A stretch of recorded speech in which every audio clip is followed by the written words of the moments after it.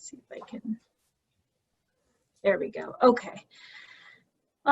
So first comes doom and gloom, and then I'll inspire you all with some optimism. You know, the truth of the matter is that negative symptoms are far more difficult to treat and long-lasting than the positive symptoms. And that bears out in terms of public health concerns. We know that folks with negative symptoms tend to have more impoverished social and occupational functioning and poor quality of life for longer than we see in folks that have predominantly positive symptoms. We know that negative symptoms also tend to be longer lasting and are more difficult to treat. And where we see negative symptoms occurring for more than a 12-month period, this occurs for about 15 to 20% of our folks with schizophrenia. And it's sometimes referred to as deficit syndrome because, because negative symptoms are defined by the fact that we see deficits in things that we normally see, which I'll talk about in a minute so we can all be on the same page about the constellation of negative symptoms. But the good news here is that negative symptoms do appear to be responsive to CBT for psychosis. The effect sizes are a little bit smaller. So for positive symptoms, we see those in the 0.35 to 0.4 range. And for negative symptoms, we see effect sizes in around the 0.25 range. But that means is we do expect to see a response to treatment, but it's going to be a little bit more difficult to find that for across the board for our folks with negative symptoms.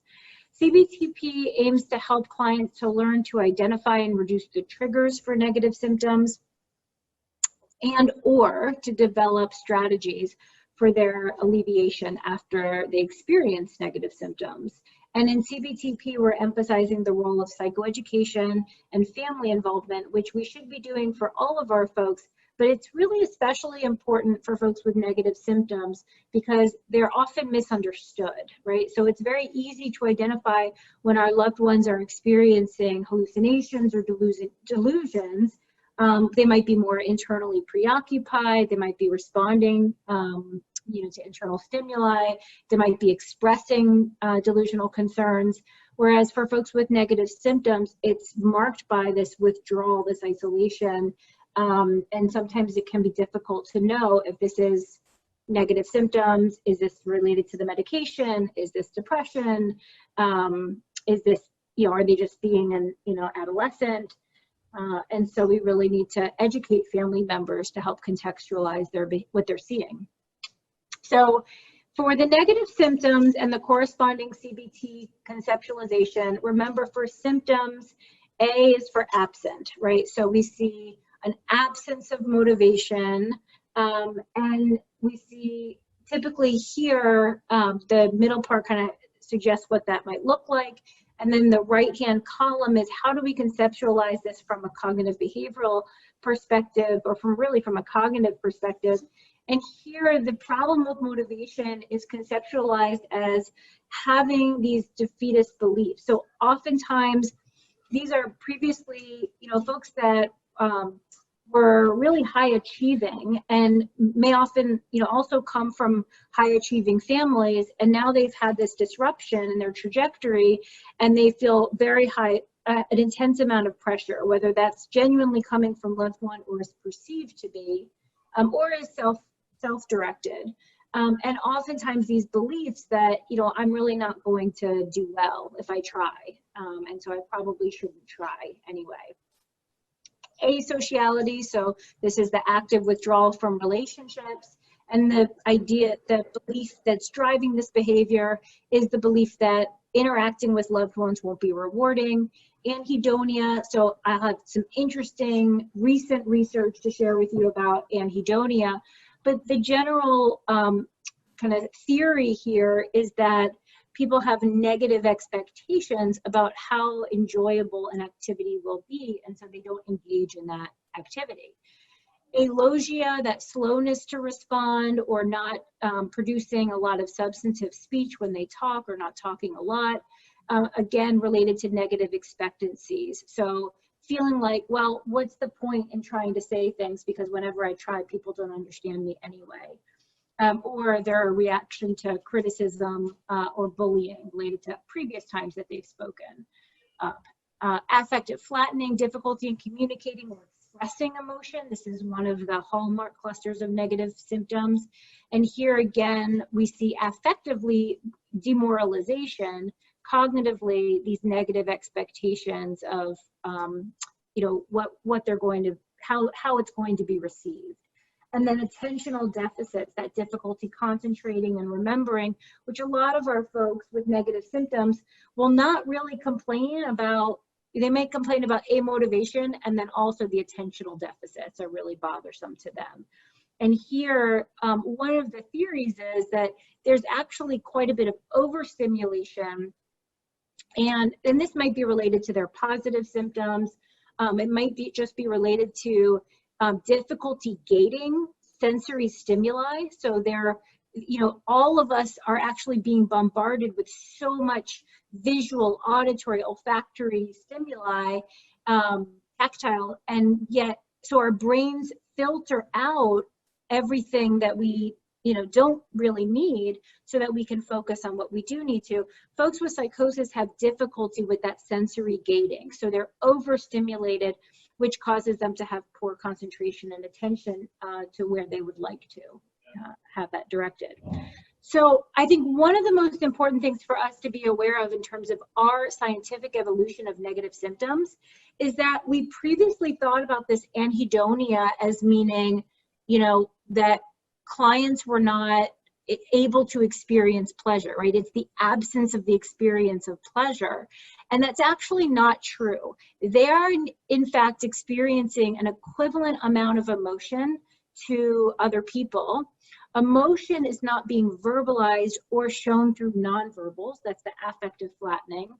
And there's oftentimes a higher level of subjective distress in response to stressors. So it's really important for us to be attuned to their emotional sensitivity and to not be reliant on verbal or nonverbal cues that would indicate it, right? We have to elicit it from them.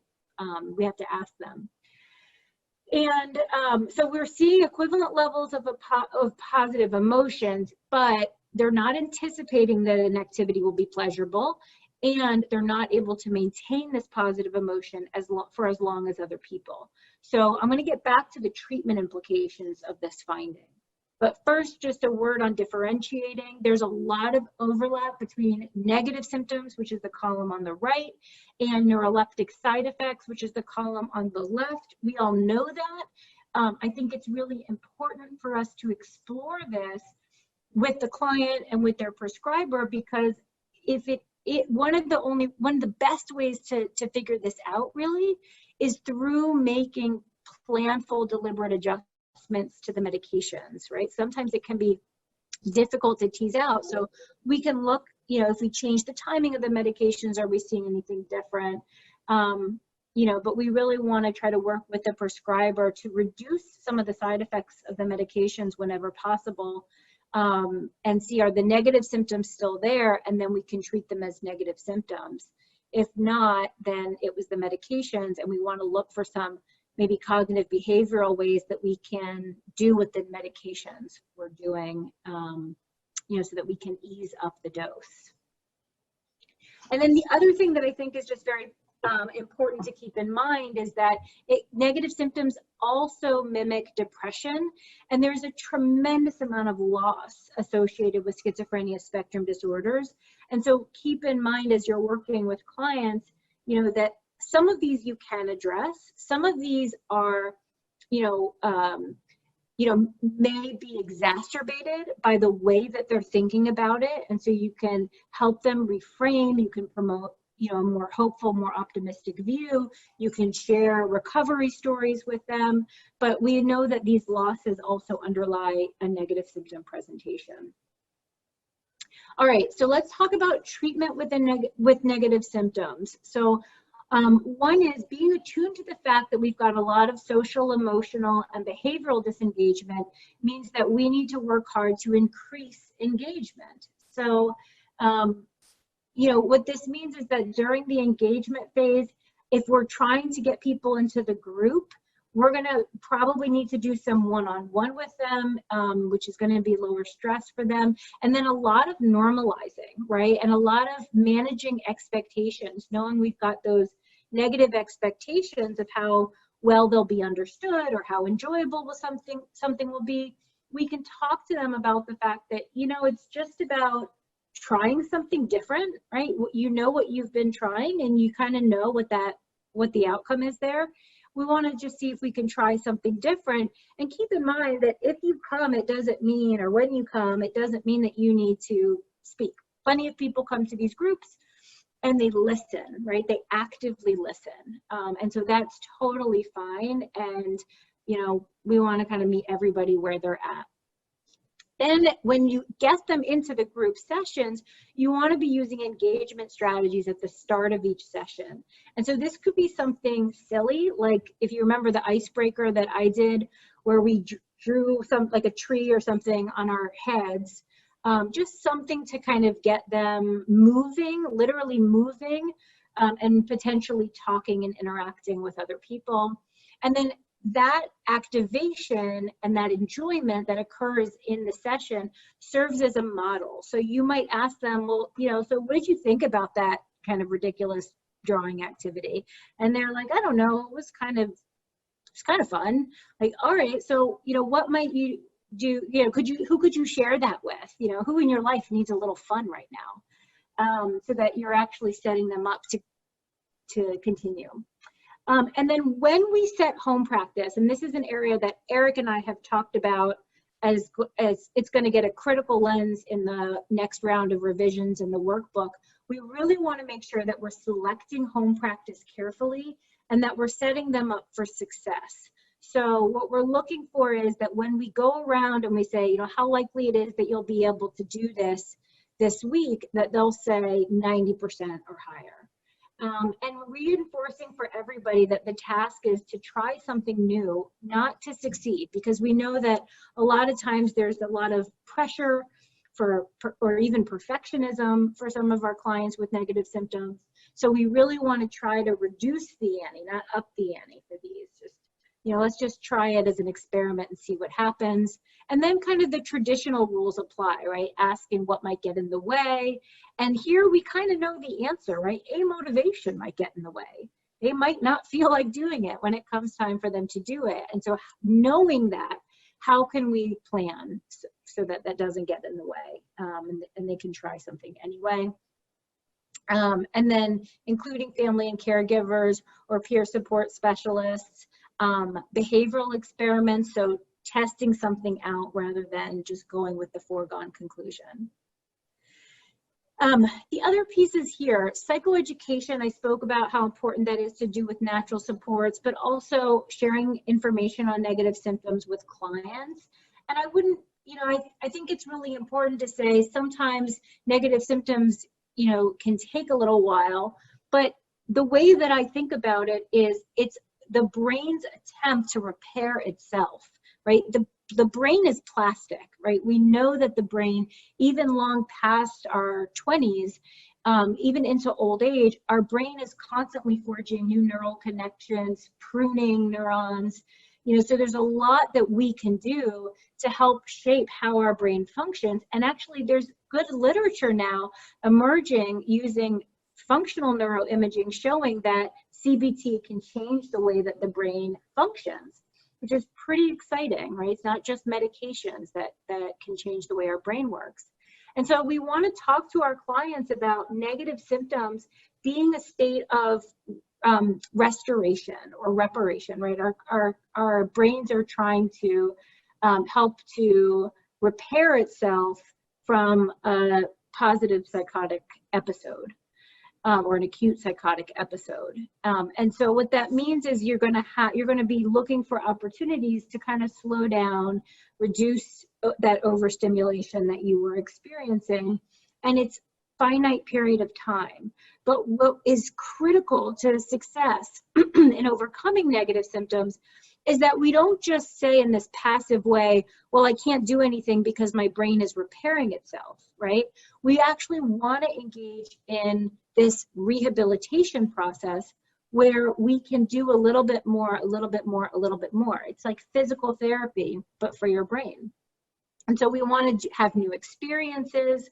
We want to have conversations with other people. We want to do mental exercises, which is CBT. So there's all sorts of things that we can do to facilitate that rehabilitative process. We definitely want to discuss medications and the fact that some of these negative symptoms might be also coming from medication side effects. And so we can start with some monitoring to look at whether, we can kind of parse that out a little bit. Sometimes I talk about using a tool called the payoff matrix. This is more for one-on-one work, less for group. The payoff matrix in MI is known as the decisional balance, right? So it's looking at what are some of the disadvantages of the negative symptoms, what are some of the advantages of the negative symptoms, what would be some of the disadvantages of overcoming the negative symptoms, and what would be some of the advantages. So we are ending with change talk, right? And it really helps because you start by joining the client, but also you learn so much about sort of how they are looking at things. And so, one thing that I've heard from a number of clients with negative symptoms is, well, if others have low expectations of me, then I can't disappoint them, right? It's that devil you know is better than the devil you don't kind of thing. And then family work, so balancing that convalescence and increased activity and letting the family help their loved one with that balance. So everything starts with self-monitoring, really just tracking what they're doing now to try to get a baseline. A severely negative symptomatic client I worked with was spending every waking moment, except for his trips to the kitchen to occasionally eat, in his basement room staring at a wall in the dark. I mean, just really doing nothing. And so then once we know what their baseline is, then we can look for ways to add to it. And we really need to entice them, right? So it starts with if they can come to the virtual group, right? And then that's one thing that they're doing each week that's a little different, and you want them to start to rate feelings of mastery, so competence, and how much they enjoyed these things, and then slowly start to add more things onto their task assignment and develop it into a bit of a routine that includes one thing they're doing each day for accomplishment and one thing for joy. All right, cognitive interventions we will have to get to another time because I know we're running out of time here.